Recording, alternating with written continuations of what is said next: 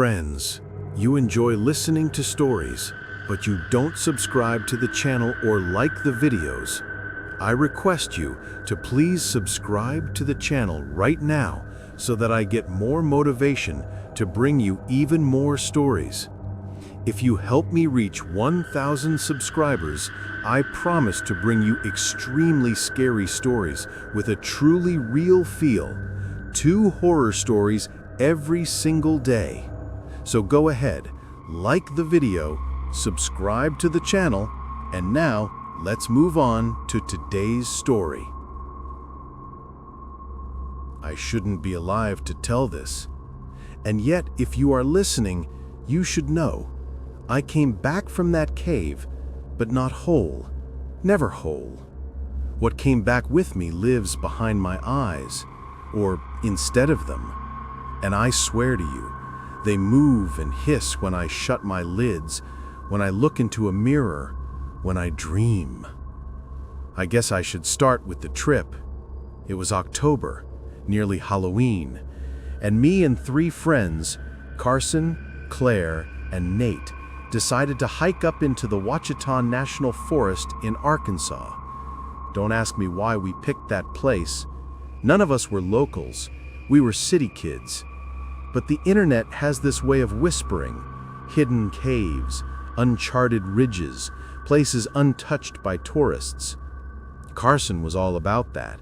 He'd scroll through strange forums at night, looking for forgotten places, his eyes lit up with the thrill of being the guy who found something first. He sent us a link one night about a cave in the Black Fork mountain range. The locals won't go near it, he'd grinned through the glow of his laptop. Some call it Snake Eye Hollow. Old miners went missing back in the 30s. No one hikes there anymore. No park signs, no trails, just a hole in the rock that swallows people. Claire thought it was perfect, because she always wanted haunted stories to be true ones. Nate shrugged, like he did about everything, and I told myself I wasn't superstitious. I told myself I wanted to see something cool before life swallowed me up in another gray semester. The hike was brutal. No paths, just brush and sharp stone. We carried more beer than water because we were idiots. Somewhere around dusk we found it. A jagged gash split into the cliffside, rimmed with moss and silence. No birds, no wind, just that hollow absence of sound. Carson whooped like we'd found treasure and ducked inside with his headlamp. Claire followed. Nate, muttering, went third. I was last. I should have stayed outside. Inside, the air stank of damp and rot. The walls squeezed tighter the deeper we went, the light from our lamps barely cutting the darkness. After maybe 30 yards, the cave opened into a chamber. Our voices echoed strangely, like there were others in there with us. That's when I noticed it. Carved into the rock, almost polished, was a spiral descending into the floor. Stone steps, unnatural, slick with centuries of drip water. Someone had built this. Not nature, not time. Someone. Carson laughed and started down. Claire shrieked half-heartedly and followed. Nate cursed and went after them. And I felt my stomach lurch. The deeper you looked into that spiral, the darker it got, like it wasn't absence of light, but the presence of something that swallowed it. But of course I followed. What happened down there, I don't remember in order. At least, not at first. There was chanting, though none of us spoke. A hissing, like the whole stone was alive with serpents. And when my lamp flared across the walls, I saw etchings. Hundreds of eyes, human eyes, gouged into the stone. But in every socket was a serpent writhing, alive somehow, frozen but not dead. Claire screamed, said they were moving, and then Carson laughed again, but his laugh cracked in half like something had crawled into his throat. I don't recall how long it was before we ran. By the time we scrambled back out into the cold night air, the sky was wrong. Stars scattered like someone had shaken the heavens. Claire kept blinking her hands in front of her face and shrieking. Carson clawed at his own eyes. Nate tripped on the rocks and split his skull. I didn't even help him. I just stumbled, blind with panic. When I finally steadied myself at the trail, when I looked at Carson and Claire, I saw it. Where their eyes should have been, snakes slithered out from the sockets. Small, black, alive. They writhed like nerves, like veins on the outside, hissing, blindly tasting the air. And Claire sobbed, not because she was in pain, but because she knew. She knew we hadn't left the cave empty. I laughed at them then, hoping denial would make it false. But when I touched my own face, when I felt the wetness and heat swelling in my sockets, I knew. They were in me too. And we kept walking. I thought about calling my mom. I thought about hospitals. But what could I possibly say? Hey, I have snakes where my eyes should be. They tell me things when I close them. We all walked out of those woods in silence, like puppets tugged on invisible strings. By the time we reached the rental car, stars still wrong overhead, Nate's absence pressed in like a scream no one was willing to voice. Carson swore under his breath, low, broken sounds, and collapsed into the driver's seat. Claire and I piled into the back. No one even asked who would drive home. Carson shouldn't have been able to see. He had no eyes. And yet, he twisted the key, shifted into drive, and his snakes flicked their tongues, searching, steering. The ride was hell. Every set of headlights on the road bent in strange angles, like the world was folding in on itself. My temples pounded, but the pain wasn't mine. Something else was inside, slithering where thought should be. Each time I closed my eyes, I saw again the spiral steps, deeper and deeper, stones soaking with blood and movement, and a voice that wasn't a voice, whispering, "Bring me more. Open the hollow wider." When we reached town just after dawn, no one noticed at first. We checked into a dingy motel near Mina. Claire stayed in the bathroom for hours, and when she came out, her hands shook, her eyelids torn bloody from trying to cut the snakes out. But every new drop of flesh only made them angrier. They writhed more violently, alive, like they'd rooted into her skull. Carson started laughing again. It wasn't real laughter. It was forced through clenched teeth, too steady, too inhuman. And when he finally spoke, it wasn't Carson. His voice was deeper, colder. "It remembers us. It needs us." I blew up then, screamed at him, screamed at Claire, screamed at the mirror until my throat felt raw. That's when I saw it. In my reflection, snakes writhed and writhed, but behind them, deeper, inside the sockets, another pair of eyes stared back at me. Yellow, slit pupils, reptilian, and endless. They weren't mine. They weren't human. I smashed the mirror. But you can't smash what's in your blood. The first night in the motel was the worst. We didn't sleep. Whenever anyone closed their eyes more than a few seconds, the room filled with hissing. Not sound from outside, sound inside us, radiating from our skulls. Visions poured into us, the spiral steps, hundreds of eyeless faces carved in rock, endless serpents nesting inside hollowed sockets.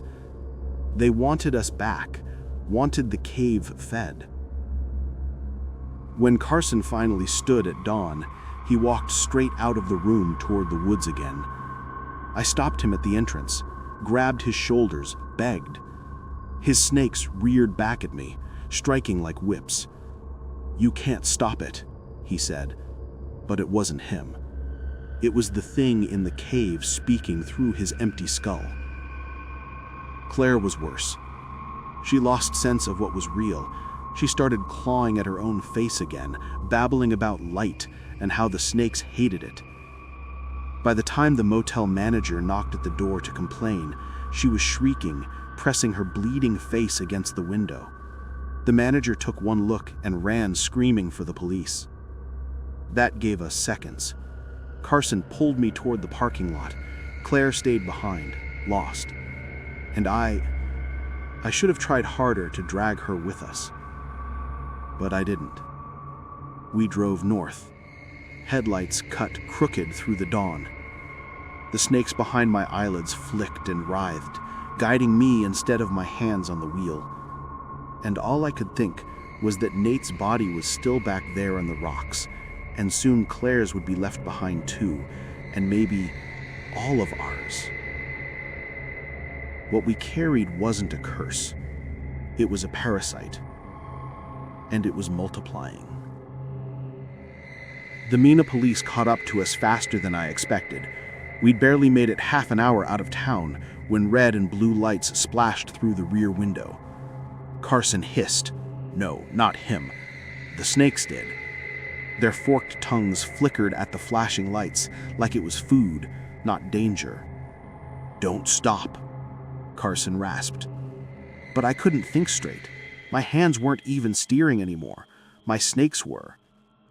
Every pulse of the lights behind us forced new images into my head, spirals and chanting, and the cave calling out to us. I slammed the brakes anyway. Gravel skidded beneath the tires, and we lurched to a stop on the side of the empty mountain road. The officer, a young guy, barely older than I was, sunglasses still on though dawn was breaking, approached the window with the cautious calm they teach at the academy.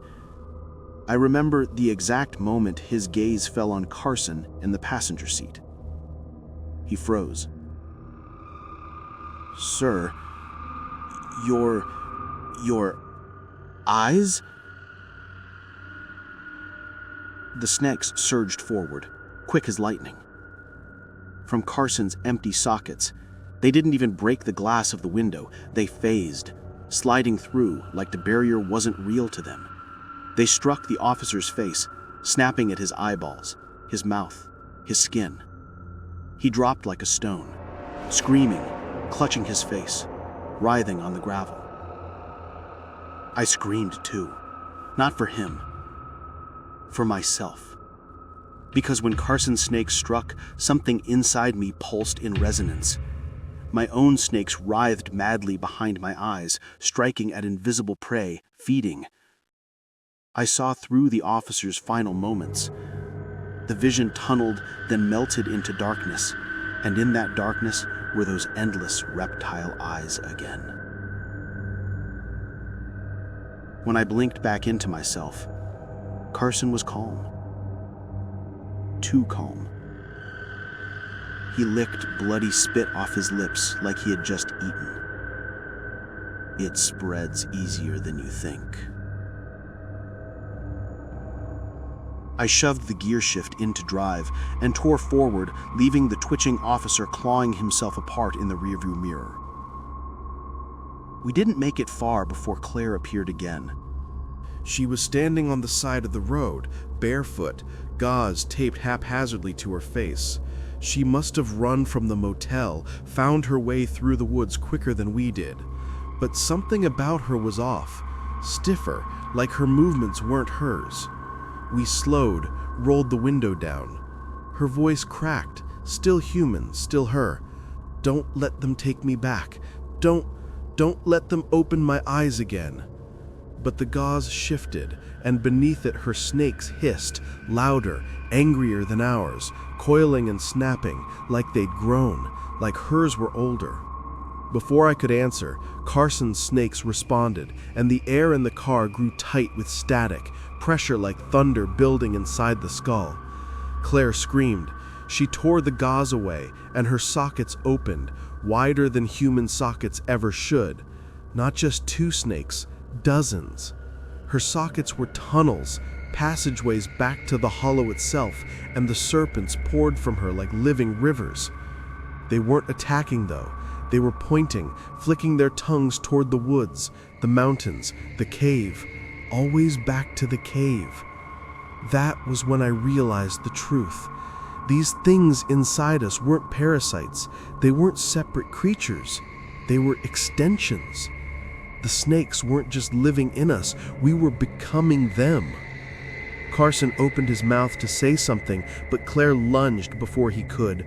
Her snakes wrapped around his throat, tightening, pulling him half out of the seat.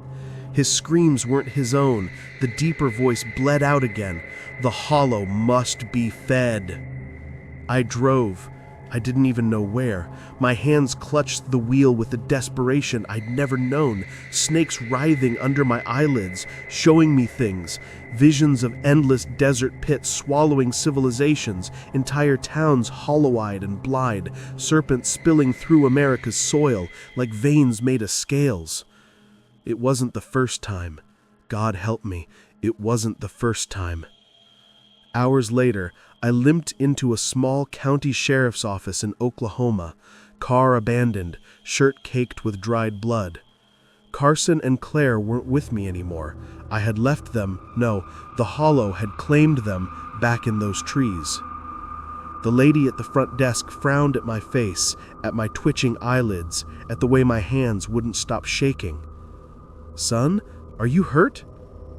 What could I say? That snakes were wearing me like a mask? That my friends were gone, not dead, but worse?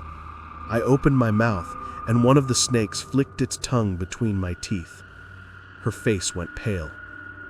That was the last time I tried to ask for help, because when other people look at us too long, they don't scream anymore.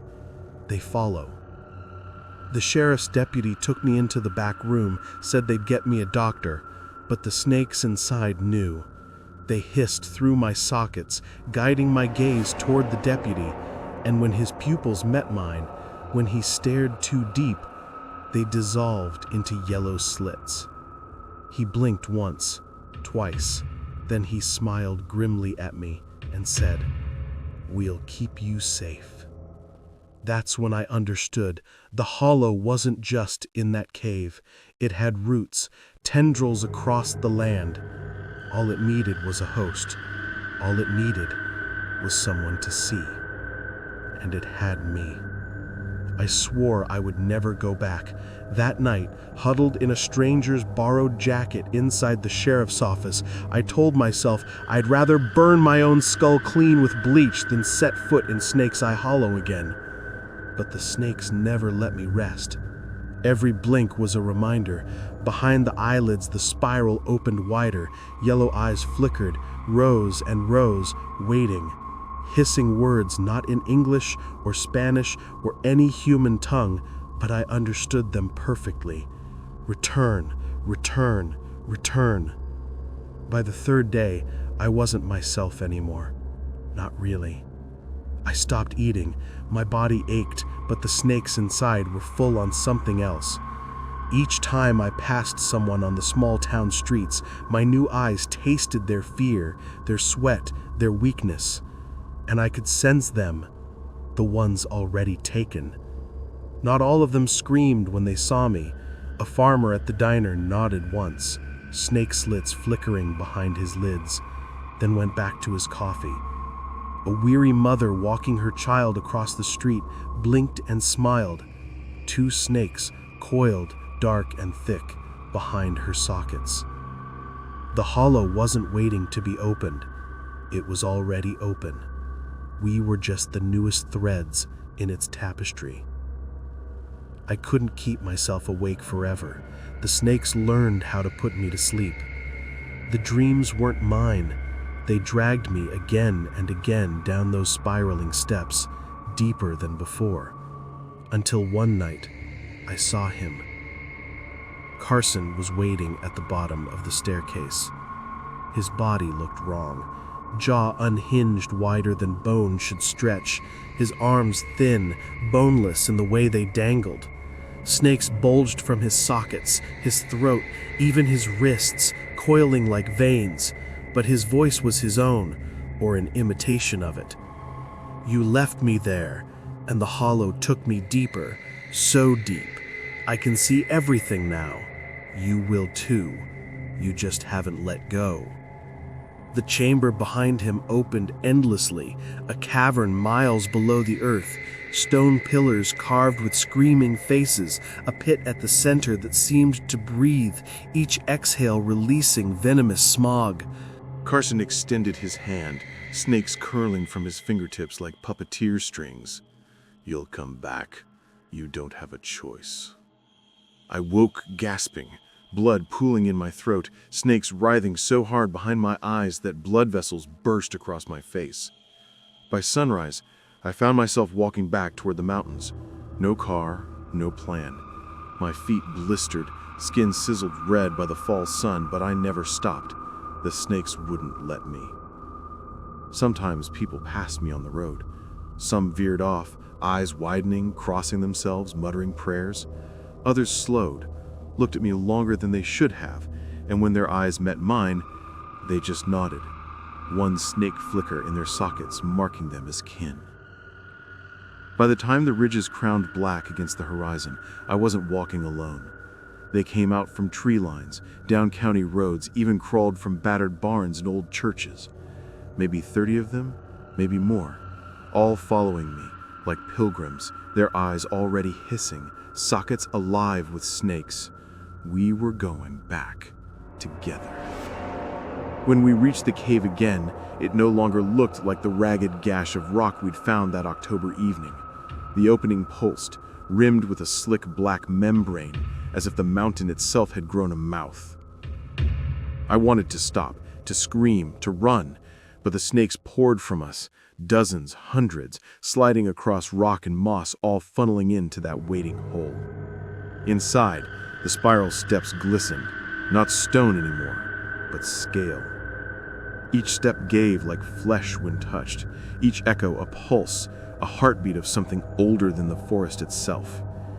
The deeper we went, the more we heard the voices.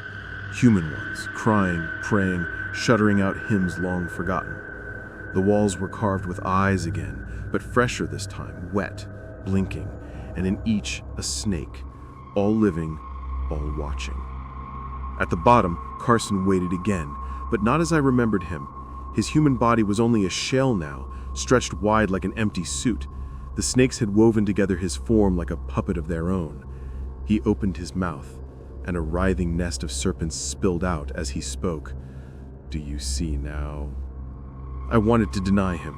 I wanted to tell him this was hell, but when I looked back, at the crowd of people who had followed me down, at the river of snakes spilling endlessly into the pit, I realized the truth. This wasn't hell. This was home. The thing at the center, the pit, it didn't need words. It was words. It was sight. And when it looked at me through every snake, every stolen eye, I understood. It had been here for centuries, maybe longer, fed on ancient tribes, on miners, on wandering hikers. It didn't just want to see, it wanted to be seen. Every socket it hollowed, every snake it birthed, expanded its vision of the world. I was just another pair of eyes, another vessel in its endless network. But it promised something more. Not death, not even pain. No, it promised eternity. To see all things, to never shut your eyes again. I don't remember leaving the cave. I don't remember walking miles back toward the town, but I'm here now, writing this, telling you everything. And as I write, I can feel them moving behind my eyes, reading the words before I put them down. So maybe this isn't me writing. Maybe it's them. And maybe that's the point. Because soon, you'll picture the steps, the eyes, the snakes, and in picturing them, you'll start to feel something. A flicker behind your lids, a hiss, soft, at the edge of your skull. And that's them. That's us. Watching.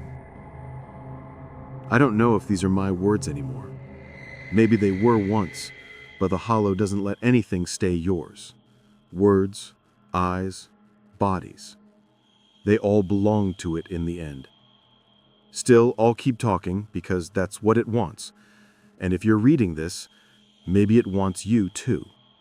When I left the hollow this time, I wasn't the same empty, terrified kid who first stumbled out weeks ago. I didn't stumble at all. I walked, calm, collected. My feet knew where to go, and the snake saw for me clearer than any human could.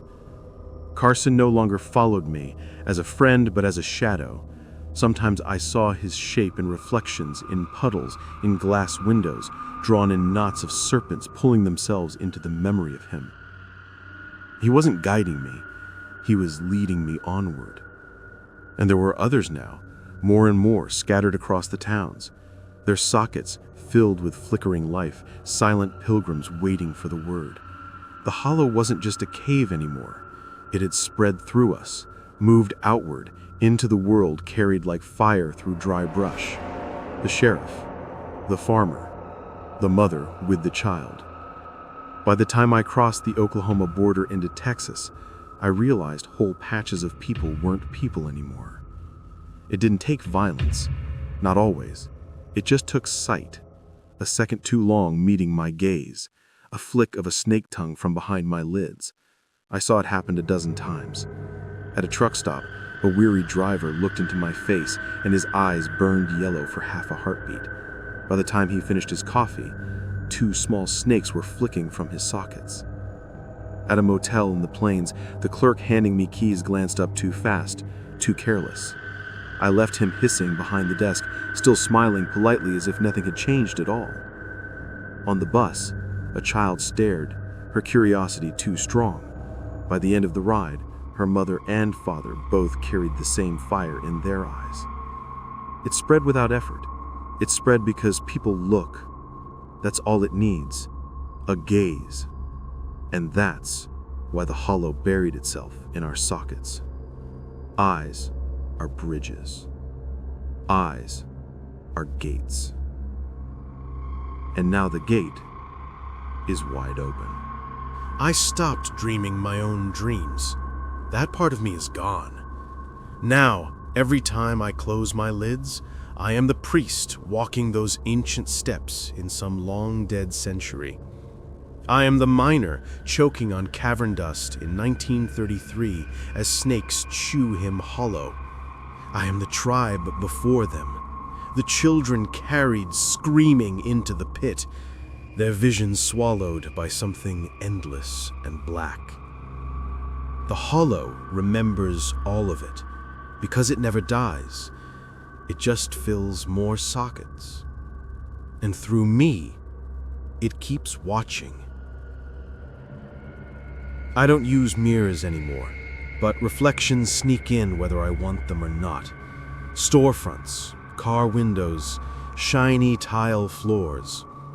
And each time, I see less of the boy who once laughed nervously in the forest with friends.